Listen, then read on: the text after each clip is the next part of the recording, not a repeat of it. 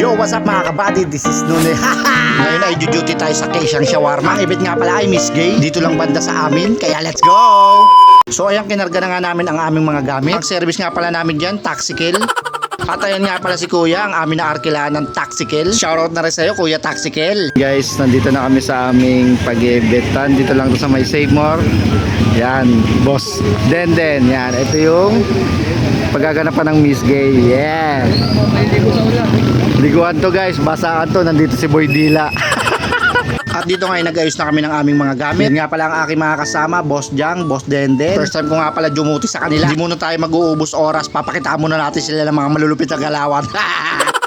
At yan, kita nyo naman, naka-fully setup na kami yan. Tingnan mo si Boss Denden. At din nga pala gaganapin ng Miss Gay. At dyan din natin malalaman kung sinong pambato ng barangay sa Ngandaan.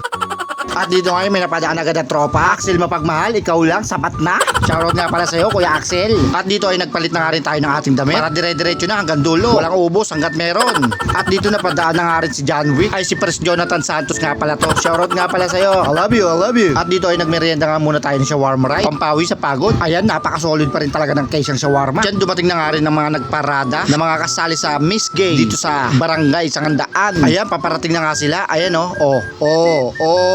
Char lang po.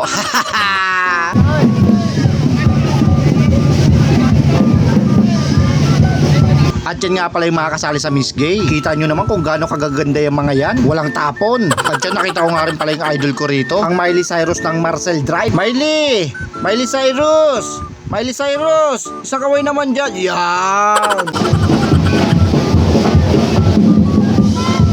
At meron pa nga ako isang nakita rito. Napakaganda. Shit! Ang ganda mo dyan, be. Kapatid nga pala ni Madam Jerilyn. Siyempre, kanino ba magmamana yan? At dito nga ay may nakita pa ako isang magandang dalaga. Alam ko taga sa amin to eh. Oo nga, maganda nga. Kalugar ko yan eh.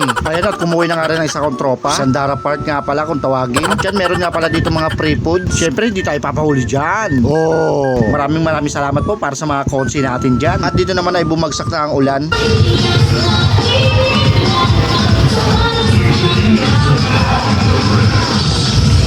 Ayan, nag-upisa na nga yung patimpala. At dito ay may busita na nga. Ay, sorry. Ganda niya, nagtatantad kahit giling na. At dito ay dumating na nga rin si Buddy Koja at si Madam Rose Ann, ang asawa ni Boss Jang, nakapatid ni Buddy Koja, nakapatid ni Boss Den. Alright! At dito ay bumuhos na naman ang ulan. At dumating na nga rin si Mayora at ang buso kong kapatid. O, tupis daw para sa inyo. At yan, back to the ball game na nga uli. Wala nang ulan, tuloy ang kasiyahan.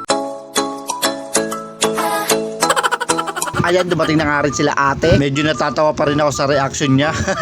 By the way, andyan din pala sila mama, si Yaker, Tatum, Atina, at si Mark. Hi!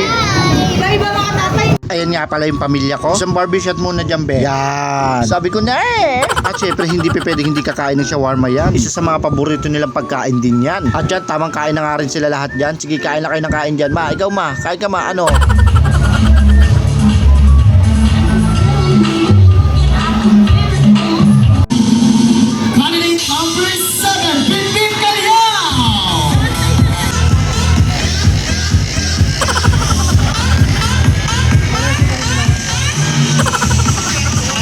At dito tapos na nga ang Miss Gay. At syempre bibili ulit yan. Si ate pa.